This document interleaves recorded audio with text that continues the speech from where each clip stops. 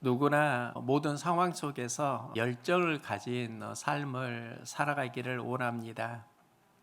이 마음은 상황 속에서 갈등, 즉 스트레스를 만나면 쉽게 흐려지곤 합니다. 열정은 유지하고 스트레스는 줄이는 방법은 없을까? 심리학 에먼스 교수는 그의 저서 감사의 과학에서 그 방법이 있다 말합니다. 그는 사람들을 무작위로 두 그룹으로 나누었습니다. 한 그룹에는 감사 일기를 쓰게 했고요. 다른 한 그룹은 그 일상의 사건을 중심으로 일기를 쓰게 했습니다. 한 달 후에 그들의 열정과 행복 지수를 살펴보니까요. 사건 중심으로 일기를 쓴 사람들은 큰 변화가 없었습니다. 감사 일기를 쓴 사람들은 열정과 행복 지수가 올라가는 것을 발견합니다. 그는 감사의 과학에서 말합니다. 삶이 감사하면 열정과 행복 지수가 올라간다. 불평을 하게 되면 스트레스와 불행 지수가 올라간다. 오늘은 맥주 감사 주일인데요. 감사 주일이 되면 항상 듣는 메시지는 감사하는 삶을 살아갑시다. 그런 메시지입니다. 그런데 문제는 감사하는 삶을 살아야 하는데 감사하는 삶이 되는 것은 아닙니다. 감사하는 삶을 싫어하는 이는 없는데 감사하는 삶이 되지는 않는 겁니다.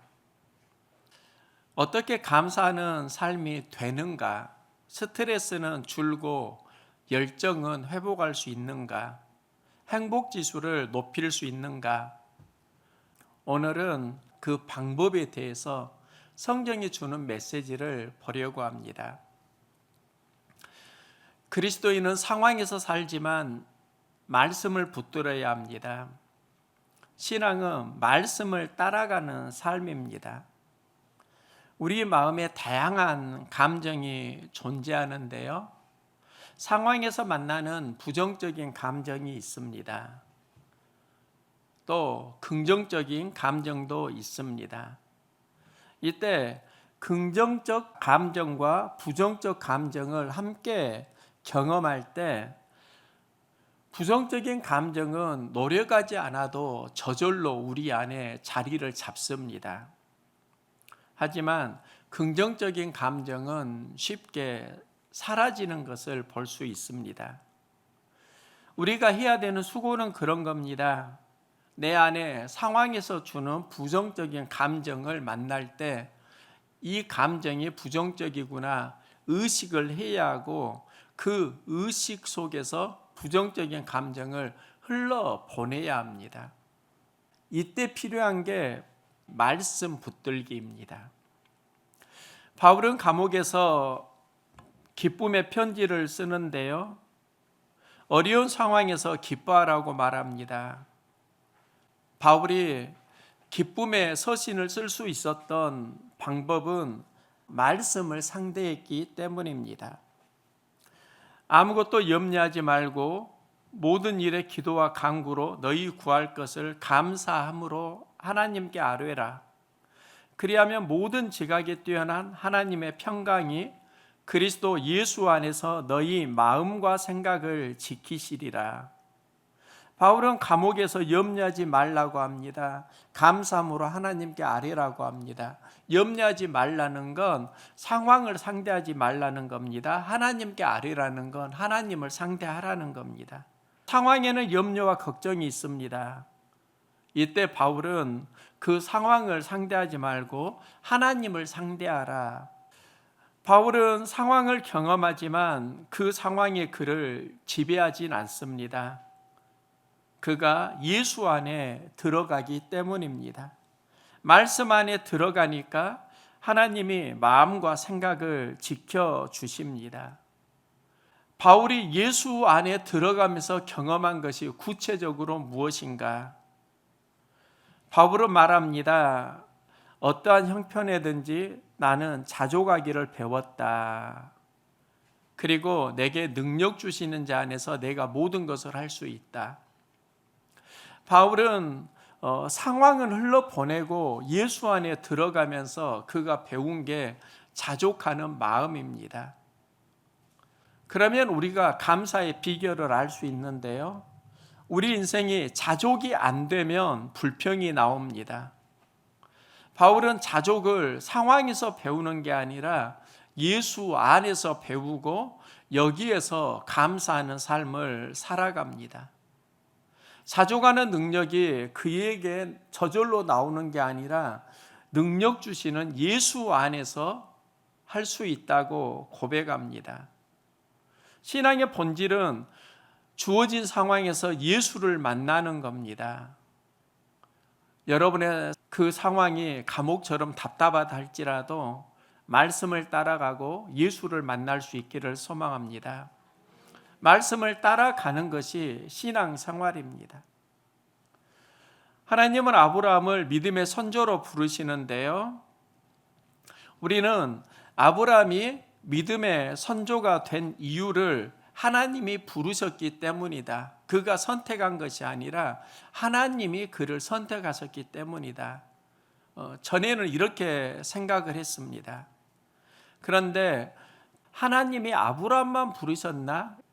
하나님께서 여러분도 다 불러주셨습니다. 그런데 한 가지 차이가 있습니다. 하나님이 아브라함을 부르셨을 때 아브라함의 믿음은 이에 하나님의 말씀을 따라갔고, 즉 아브라함의 믿음의 특징은 하나님이 그를 부르셨다 여기에도 있지만 진짜는 믿음으로 말씀을 따라갔다는 겁니다. 하나님은 우리를 부르시는데 모두 다 말씀을 따라가는 건 아닙니다. 상황을 따라가곤 합니다. 성경은 상황이 주는 감사를 말하지 않습니다.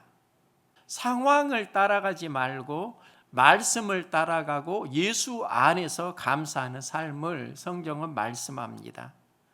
바울은 그걸 깨달은 겁니다. 나의 힘으로는 자족하고 감사할 수 없지만 내가 예수 안에 말씀을 따라서 들어가니까 자족할 수 있고 여기에서 감사가 나온다는 겁니다. 신앙은 말씀을 따라가는 건데요. 그러면 말씀을 따라간다는 것이 구체적으로 무엇을 말하는가? 바로 생각의 전환입니다. 영어로 감사가 thank입니다. 그런데 이 thank의 어원이 think, 생각하다와 같습니다. 생각에서 감사가 나온다는 이야기입니다. 즉 감사는 상황이나 환경에서 나오는 게 아니라 내가 가진 생각에서 나옵니다. 어떤 생각을 하느냐에 따라서 감정은 달라지고요. 또 그 생각이 무엇이냐에 따라서 행동과 에너지가 달라집니다. 한 집사님의 가정 이야기인데요. 남편이 회사를 다니는데 술을 즐겨 먹습니다. 결혼하고 집에서 남편을 기다리는데 남편은 술 먹고 밤 늦게 들어오기가 일수입니다. 그때마다 남편을 보면 미운 감정이 들고요. 또 잔소리를 하게 됩니다. 이런 생활을 한 지가 어느덧 10여 년이 지났고요. 이제 아내는 교회에서 집사 직분을 받았습니다. 남편을 전도하려고 하는데 자꾸 좌절감을 느낍니다. 남편은 얼핏 하면 교회 다니면서 왜 그러냐고 사사건건 시비를 걸기가 일수입니다. 어느 날 저녁에 남편은 또 술을 먹고 늦은 시간 집에 왔습니다. 넥타이를 풀지 않고 침대에 눕습니다. 순간 아내 김집사는 남편을 보니까 신경질이 납니다. 그런데 그날 이상한 일이 일어나는데요. 그날 새벽에 목사님께 들은 말씀이 생각납니다. 범사에 감사하라. 이것이 그리스도 예수 안에서 너희를 향하신 하나님의 뜻이니라. 평소에는 남편이 술을 먹고 옷을 입은 채로 침대에 누우면 짜증이 나는데 그날은 주님 주시는 마음을 경험합니다. 범사에 감사하라 말씀이 그 안에 들어온 겁니다. 다시 남편을 보면서요, 억지로 감사 고백을 합니다. 술은 먹어도 남의 집 안 가고 우리 집 잘 찾아오니 감사합니다. 주정 부리지 않고 그냥 자기 하시니 감사합니다. 넥타이를 풀어주고 옷을 벗기면서 자기 안에 있는 감사 고백을 하나하나 중얼거렸습니다. 주일날 집사님 가정에 이상한 일이 일어납니다. 평소에는 남편이 주일에 늦게까지 잠을 자는데 일찍 일어나서 양복을 입고 교회에 함께 가자고 합니다. 그래서 부부는 처음으로 교회에 갔는데요, 목사님이 새로 온 남편에게 말합니다. 김 집사가 남편 전도하려고 기도했는데 이제야 응답 받았네요. 어떻게 교회 오실 생각을 하셨어요? 그때 김 집사 남편이 했던 말입니다. 목사님, 저 실은 좀 술을 심하게 합니다. 술 먹고 집에 들어오면 아내가 잔소리를 하거든요.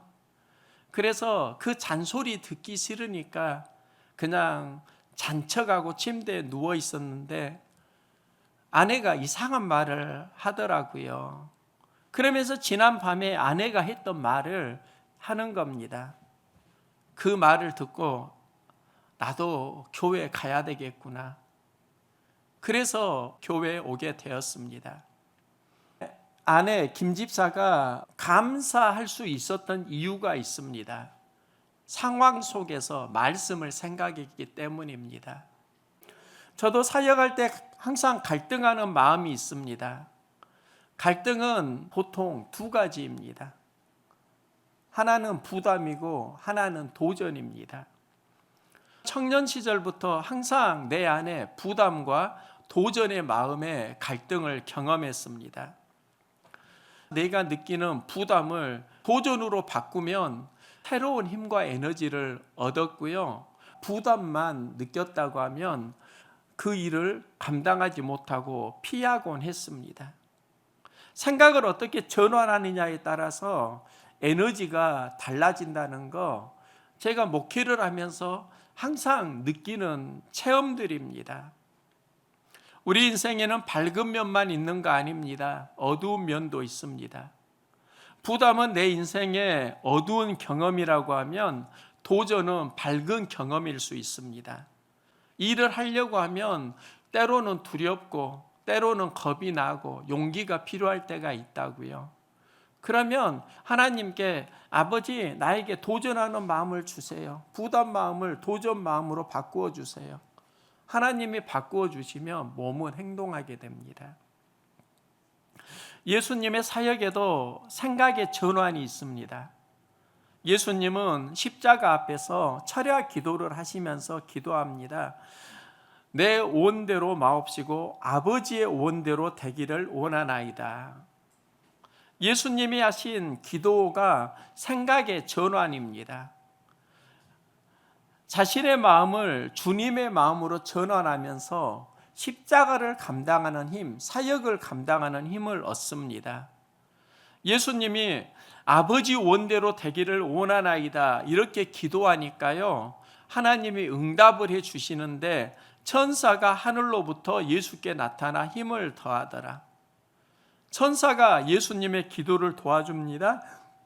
그래서 땀방울이 핏방울이 되도록 기도하십니다. 우리의 삶이 생각을 전환하면은 하나님의 많은 기도 응답을 받습니다. 하나님은 생각을 전환하면 동역자 천사들을 보내어 주십니다. 여러분이 하나님 보내신 천사들이에요. 제가 하나님께 뜻을 정하고 그 과정 속에서 하나님이 여러분을 보내주신 겁니다. 단테의 신곡은 지옥문을 이렇게 묘사합니다. 지옥문 여기 들어오는 자 모든 희망을 버려라. 단테는 희망이 없는 곳을 지옥이라고 말하는데요. 프랑스는 1880년에 미술관을 짓기로 하고 로댕에게 미술관 현관문을 만들어주세요 부탁을 합니다. 그래서 로댕은 단테의 신곡에서 영감을 받고 현관문을 제작하는데요. 그 현관문 이름이 지옥문입니다. 이 지옥문에 지옥 형벌로 몸부림치는 186명의 사람을 조각합니다. 그리고 특별한 한 사람이 있는데요. 그 지옥 형벌로 고통받는 사람들을 내려다보면서 무언가를 생각하고 있는 겁니다. 이 조각이 나중에 생각하는 사람의 모티브가 됩니다. 로댕은 지옥문을 만들 때 왜 생각하는 사람을 넣었을까? 이런 마음이 들더라고요. 사실 지옥은 무엇을 바라보고 무엇을 생각하느냐에 있을 수 있겠다. 부정적인 것, 어두운 것을 자꾸 묵상하고 생각하면 그 마음이 지옥일 수 있다는 겁니다. 지옥은 환경 속에서 내가 느끼는 감정, 생각에 있을 수 있다는 겁니다. 반대로 천국도 마찬가지입니다. 믿음의 주요 온전케 하시는 이인 예수를 바라보면 그 안에 천국이 됩니다. 우리 그리스도인이 감사하는 삶을 살려고 하는 의지가 있어야 되고요. 또 감사하는 삶이 되는 은혜를 누려야 하는데 그 의지와 은혜가 어디에서 오는가? 생각에서 온다는 겁니다. 생각이 마귀의 인도를 받으면 지옥이 됩니다. 성령의 인도를 받으면 천국이 됩니다. 말씀을 붙든다는 건 생각을 전환한다는 건데 그러면 이 생각을 전환하는 게 무엇과 연결되는가? 바로 몸의 훈련과 연결됩니다. 바울은 무엇을 하든지 말에나 일에나 다 예수의 이름으로 하고 그를 힘입어 하나님 아버지께 감사하라. 무엇을 하든지 주께 감사하라. 무엇을 하든지 감사하는 것은 몸의 훈련이라고 할 수 있습니다. 우리의 삶은 몸의 훈련이 필요합니다. 미국의 블리비트 다운 프로그램이 있는데요. 이 프로그램은 약자를 괴롭히는 사람을 불러다가 경기를 하는 겁니다. 약자를 괴롭히는 사람을 불리라고 하는데 한마디로 말하면 양아치 같은 사람입니다. 그 양아치에게 당한 피해자가 TV 프로그램에 의뢰를 합니다. 나를 괴롭힌 사람을 좀 안갚음 좀 해주세요. PD가 그 사건을 듣고 그를 괴롭힌 사람을 찾아갑니다. 그런데 괴롭힌 가해자들은 대부분 잘 싸운다는 거리에서 스트리트 파이터들입니다. 링에서 3분을 버티면 큰 돈을 벌 수 있다고 제안을 합니다. 승낙하면 대결이 성사되는데요. 그런데 그 경기를 보면요. 대부분은 일방적으로 3분 안에 격투기 선수가 불리들, 양아치들을 다 무너뜨립니다.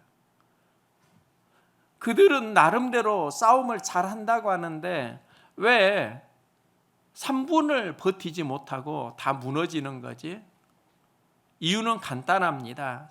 그들은 전문적인 훈련을 받지 않았습니다.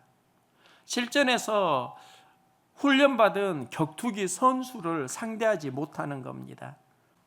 간단한 사실이 하나 있습니다. 우리가 훈련을 받지 않으면 효과를 낼 수 없다는 겁니다. 아마추어가 프로를 이기지 못하는 겁니다. 감사도 마찬가지입니다. 감사하는 삶을 살려고 하면 감사를 의식하면서 몸으로 훈련을 해야 합니다. 한 집사님이 함께 부르자고 추천한 복음성가가 있는데요. 미고사측입니다. 미안합니다. 고맙습니다. 사랑합니다. 축복합니다. 이 찬양을 부르자고 해서 우리 교회에서 몇 번 계속 불렀습니다. 근데 미고사측도 생각을 해보면 몸의 훈련하고 연관됩니다. 몸의 훈련이 안 되면 익숙해지지 않는 겁니다. 이 미고사측에 한 가지 더 넣고 싶더라고요. 감사합니다. 감사가 우리 몸에 훈련이 되면은요, 열정이 살아나고 에너지가 살아나고 스트레스는 많이 줄어듭니다. 일본의 작곡가 나카지마 가루오가 새로운 시작에서 내일은 모든 것이 변한다는 말을 합니다. 새로운 시작을 할 때 우리는 변하는데요. 저도 새로운 시작을 하려고 참 마음은 많이 먹습니다. 그때마다 경험하는 게 있습니다. 새로운 시작에는 그걸 할 수 있는 에너지가 필요하다는 겁니다. 열정과 에너지를 얻으려고 하면 불평하는 마음을 흘러보내고 감사하는 마음을 회복해야 합니다. 감사가 회복되면 열정과 에너지가 살아납니다. 한 해의 하반기 맥주 감사주일인데요. 생각을 해보니까 2019년 겨울에 코로나가 시작되고 20년에 영향력이 본격화되었습니다. 초창기에 공적 예배를 드리지 못했는데요. 인터넷으로 드리는 예배 환경은 우리 교회에 준비되지 않았습니다. 예배는 제대로 드리지 못하고 교회 계좌로 드리는 헌금도 공개하지 않았습니다. 그리고 3년이 지나갑니다.